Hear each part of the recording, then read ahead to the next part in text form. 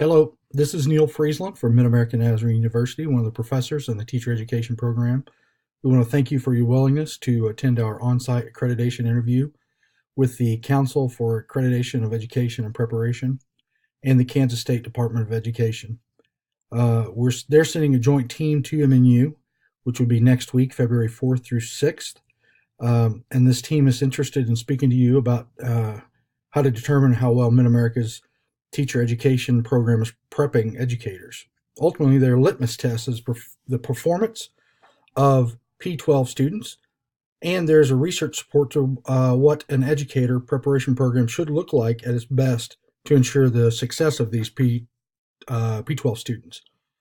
There's also research to support what an educator prep program should look like at its best. Your exchange with our CAPE team will help the team determine the School of Education's strengths and weaknesses in relation to the research and our program's claims. At the end result, hopefully, we will have your expertise and your input to provide information for our accreditation team to show the growth with their visit. Your participation in the visiting team's findings will help improve our program. We really appreciate you supporting us in our endeavor. So it's divided into, as you can see the screen here, a few things. As we look at our partners with our advisory partners with our CAPE team, what you're going to find below these four areas here.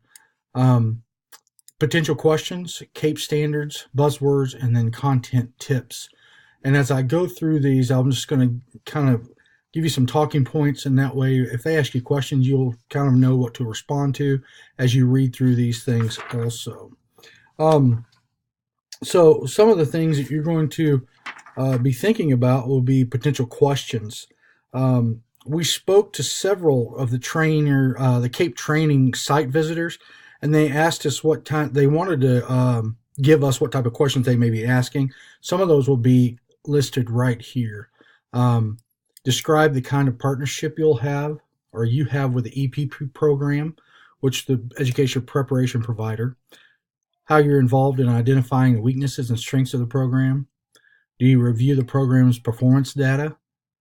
How the partnerships develop mutually beneficial? What role do you play in ensuring graduates are strong in both content and pedagogy?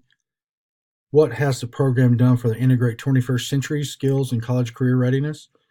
What has been your involvement with selecting or co-selecting candidates for placements or establishing the MOUs that outline your mutually beneficial program? What is the CMT? And then what role do you play, and what role do you play in the EPP in establishing key assessments and for the insurance system for our program to be consistent? The CAPE standards, if you scroll down here and look, I will also send you this link for getting to the CAPE standards. This provides the standards and the rubrics that the visiting team will use to grade or to go over what our school is accomplishing or how well we are doing in specific areas. So if we think about the standards as just like any educational standard, those standards are ones that we use to see or determine if we are actually meeting the needs of our teacher candidates, but also are our teacher candidates meeting the needs of the students in their classrooms. When you go over these standards, if just kind of peruse them to see what you think, or you should have seen them before, what you think, how we're meeting those standards, and also how the university or the EPP is doing in meeting those standards. Some buzzwords that you may come across that you may hear during these meetings, and there will be, or I'm going to talk about these below. There are also some abbreviations that you may hear during the accreditation process. You're not going to see all of them or hear all of them, but you at least will have some idea of what they might be. So the first one would be, for example, technology. It's a cross-cutting team across all our standards within Mid-America, but also within CAPE themselves. So technology should be embedded throughout our program. Thus, we have a cross-cutting technology theme. Diversity. is also listed throughout the program. It's another cross-cutting theme where we embed this idea of diversity through our program to emphasize how we recruit students, how we have our teacher candidates also meet the needs of students in their programs and what they teach, and additionally, how that they are getting those experiences out in the school that are going to be diverse in nature. Um, Another one, the InTask standards in SAMR, the EPP, which is us. We're going to prove that its graduates exercise enhanced instruction through the application of SAMR. It's a technology method that scaffolds the complexity with teachers that utilize technology. InTask is Interstate Teacher Assessment and Support Consortium. These standards define and support ongoing teacher effectiveness to ensure students reaching college and career readiness standards are prepared when they leave high school. The next term would be differentiation, one that you hear many times, but the EPP will show how its teachers and its candidates differentiate instruction to meet the needs of all learners. Thus helps us make data-driven decisions with our our teacher candidates, as well as those teacher candidates making those data-driven decisions in the classroom. Um, the curriculum and instruction and assessment terms, you're going to uh, be focusing on what CAPE wants us to provide for our teacher candidates and designing curriculum, designing instruction, and then also delivering that instruction in the classroom. And once instruction is delivered, how to assess whether or not the curriculum and instruction is actually meeting the needs of those students and if the students are actually gaining in performance and so on. So we are to show our program is proving the ability to do this in many ways, a number of ways we have done that. Hopefully you've seen our data in the past, but our program uses these areas of, like, for example, the teacher work sample and the practicum evaluations, the student teaching evaluations. These are data sets that we provide for CAPE.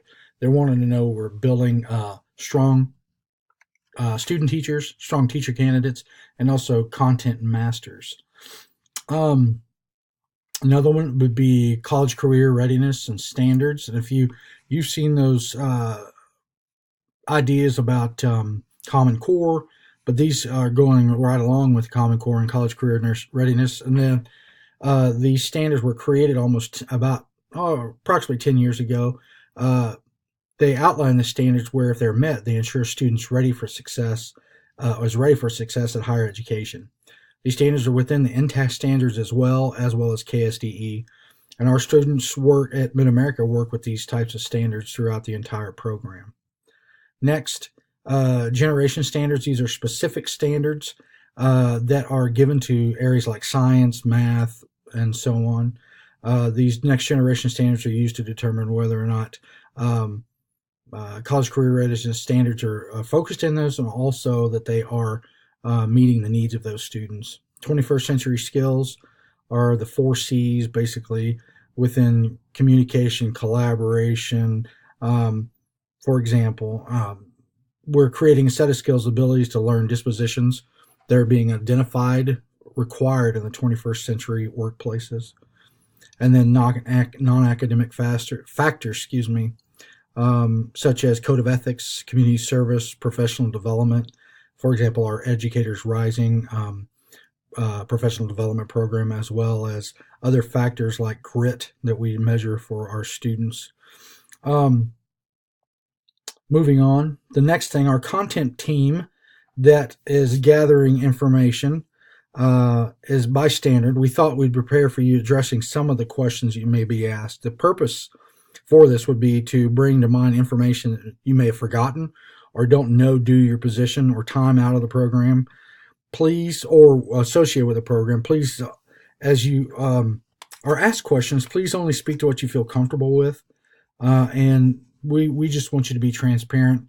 And as you go through and think of some of these things about content, you'll see that you might remember or have been associated with some of these or provided insight on. So the very first one is Standard 1, Content and Pedagogical Knowledge. You'll see that the advisory board co-created these, that you guys are involved with that.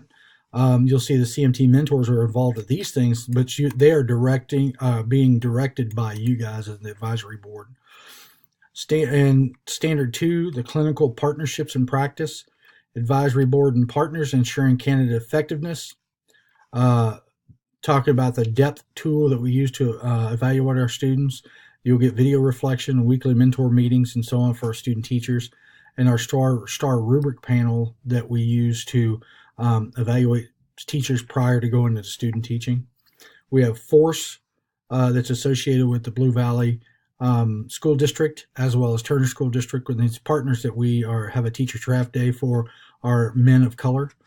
And then we are looking into a partnership with Blue Valley School District for our Masters of Education in Special Education. The next standard, as you can see, we're going down the clinical mentoring team. Once again, the advisory board guides and directs what we make decisions here. So you'll see that from the MLTA or MTLA, the partnerships are developed there are also affecting what we do in the clinical mentoring teams. Standard 3, the candidate quality and recruitment. Those are from the advisory board. We look at how we ensure candidates by nature or being involved are diverse. Also, candidates are being recruited into the program that have specific teacher dispositions and teacher skills. Additionally, we're looking at some of those things with these teacher assessments would be the key assessments like practicum evaluations, the STAR rubric panels, the rubrics we use for the main key assessments, and basically the board, walk through the LASHE's validity exercise to go through and show us that we are actually using these assessments for validity and to increase the validity of our program, as well as the reliability. Standard 4 would be program impact. Some of the board members, of course, are employers that we have, which is a good thing.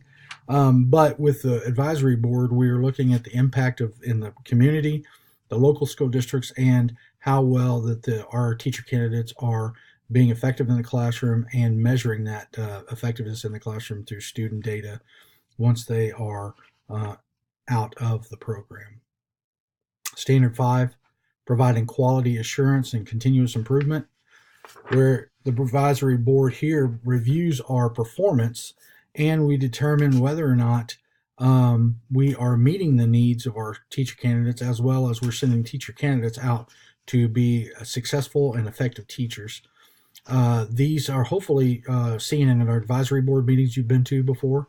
And then so as you look through this information, I will send you this document. You can continue looking at these 5 assessment areas: the teacher work sample, the observation depth tool for practicums and student teachers, the STAR presentation, Praxis 2 PLT test, and the Praxis 2 content test, as well as you can look at our quality assurance, the description of that when this document I will send to you. So as you can see, that as we go through this information, there's a lot of information that you may see that you may know how to address this information with the CAPE visiting team. Please feel free to go through this document that I'm going to send you, that I'm actually going through right now, and you will get a lot of information that will help you address any of the questions. But if there's a question you cannot address, feel free to not address that question and just answer and address the questions that you can address and you can speak to. Don't feel like you're going to leave anything out, because we are very prepared, I feel, at Mid-America, that we're going to meet this team with a solid and approach, and we are confident that we are going to do well in this visiting time. But we want you to feel like you can be a part of this and offer your expertise and your experience through our program. Thank you once again for your time to visit with the team.